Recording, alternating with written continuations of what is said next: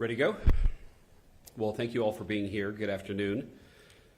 In December of 2024, the United States Attorney's Office for the Western District of Missouri, under the leadership of the Jefferson City Branch Chief, established a coalition of Missouri-based federal, state, and local law enforcement agencies to form the Violent Crime Abatement Team, or VCAT, VCAT.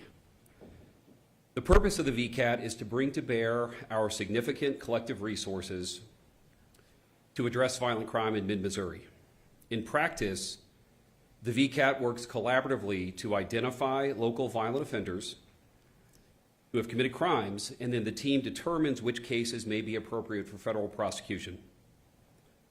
The work of the VCAT has been ongoing and then crescendoed last week with Operation Brightside, an enforcement effort described as a warrant sweep that identified, apprehended, and initiated prosecution against a number of violent offenders in the Columbia metropolitan area. The mission of Brightside was straightforward.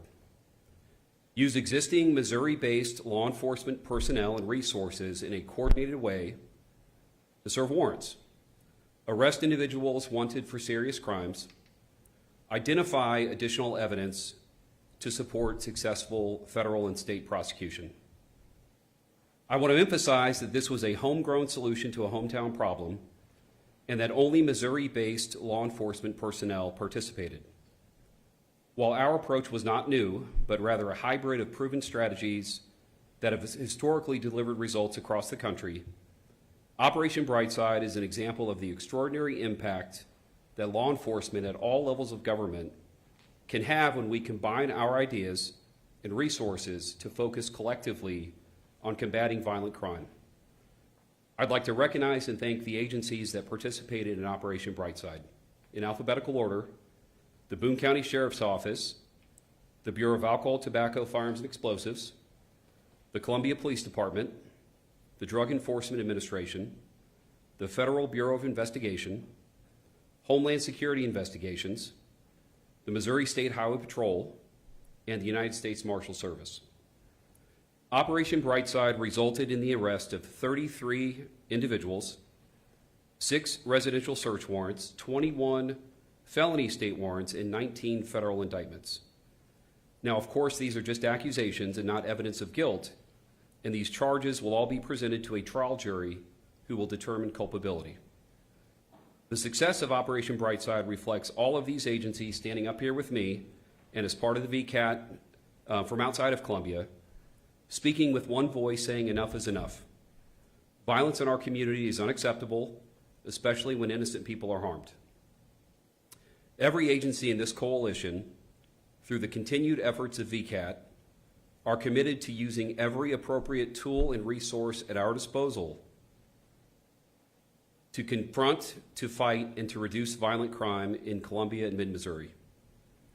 Our message is that we are working together, we are collaborating in innovative ways, and that we are here to stay. I'll turn it over to Columbia Police Chief Jill Schlude for any comments and would be happy to take questions on behalf of the coalition. Good afternoon. Thank you all for being here. So Operation Brightside demonstrates the power of true partnership.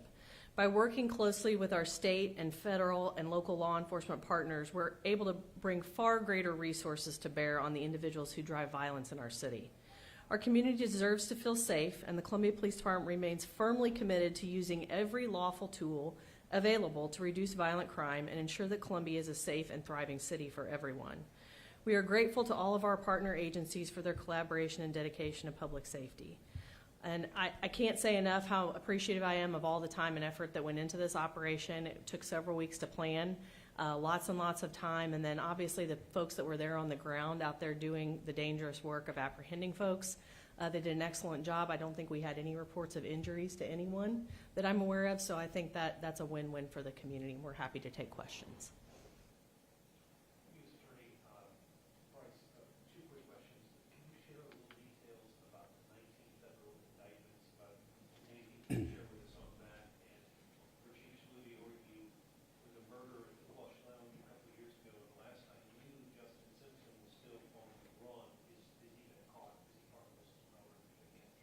So I can answer the first part of the question. Of the 19 federal indictments, some of those may still be under seal. Information about those indictees will be released through the normal course through the U.S. Attorney's Office press release. Those documents, once they're unsealed, will be publicly available on the court document resources. And I'm happy to say there were so many arrests. I don't know of all the specifics, but if you shoot us an email, I can double check the list. If not, I'm sure my friend over here at the U.S. Marshal's Office will be happy to continue assisting in that apprehension.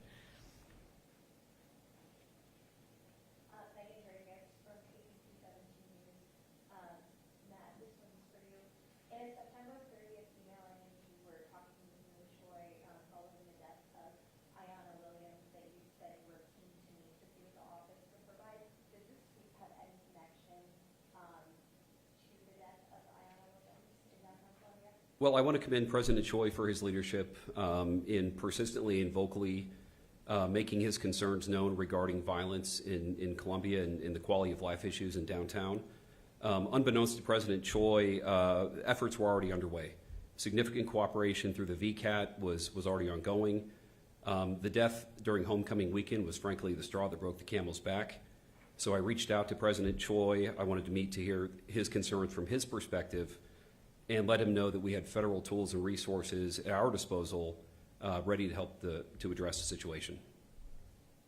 And how many violent crime abatement teams were created across the country, or is it specifically just in Missouri? I'm unsure across the country, but there was a VCAT both in mid-Missouri for our district and a VCAT also in Springfield, Missouri. And then one last one. I know you said 33 arrests. How many people are currently being held right now? I don't have that information. Of the arrests, I think we just about filled up the jail on the day of the operation. But the results speak for themselves. 33 arrests, 6 residential search warrants, 21 felony state warrants, and 19 federal indictments. It was a successful operation. I'm John Murphy with KOMU8 News. I know in a release on Thursday when the operation was being conducted, the police department, I believe, said no federal immigration arrests were made. Is that correct? That's correct, John. There was no civil immigration enforcement. That was not the thrust or the objective of Operation Brightside. This was targeted to identifying individuals with warrants where those warrants were associated with contributing to a problem of violent crime in Columbia or quality of life issues in Columbia. And we understood that there would be concern from the public regarding the potential for immigration enforcement, which is why we went a little off our normal playbook and we did issue some press during the operation, reinforcing that the purpose and mission of Operation Brightside was a violent crime initiative and not an immigration enforcement objective. I do wonder moving forward, though, I see that Homeland Security Investigations is listed as one of the agencies that helped conduct this operation. Are there any ongoing conversations between yourself and your office and Chief Schlude, I don't know, with the police department here as well, between you and the Department of Homeland Security about conducting immigration operations in central Missouri? My objective for the Western District of Missouri and every U.S. attorney's objective needs to reflect the needs of the district. Violent crime is first and foremost in my mind. Are there immigration conversations with the Department of Homeland Security about conducting federal operations? Not that I'm aware of. All right, if there are no further questions, I thank you. I wish everybody happy Thanksgiving and appreciate your time. I've got to head back to Kansas City. Take care.